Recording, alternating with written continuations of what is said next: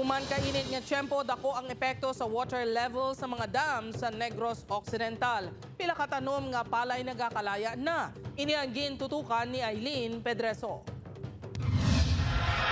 Naglabot na sa masobra 40 degrees Celsius ang nabatsyugan nga init sa Negros Occidental kahapon.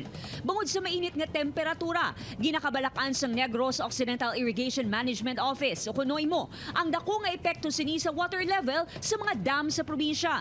Magluwas sa limitado nga supply sang tubig, madasig man ang pag-evaporate sang tubig sa mga dam tungod sang tuman nga init.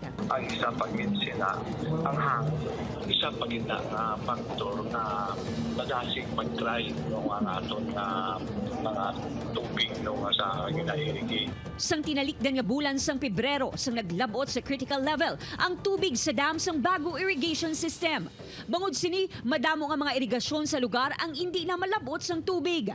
Kaangay na lang diri sa Barangay Talok sa Bago City nga ginakabig sa mga mangunguma nga critical na ang sistema sang ila patubig. Nagasalig na lang ang mga ini sa mga tasok nga ginakuhaan sang patubig. Sa among schedule, tungkol sa kalapad, hindi maka-trespasser. Nagareklamo man ang mga ini, bangod nagakalaya na ang pila sa ila tanum nga humay, bangod sa schedule sang patubig. Samtang, hindi lang humay ang apektado sang sitwasyon. Dako man ang kaperdihan sa tanum nga tubo sa probinsya. Ginkumpirma sang United Sugar Producers Federation, o UNIFED, nga Ginabulubanta 100,000 ka ektarya na sang talamnan sang tubo sa probinsya ang apektado sang El Nino. Dako na na emerdiya. That's big, that's huge, billion. Agud matatapa ng mga nagakinahanglan sang patubig. Ginapasiguro sang Negros Occidental Irrigation Management Office nga masunod ang nagakaigo nga schedule sang pagpasulod sang tubig sa mga irigasyon.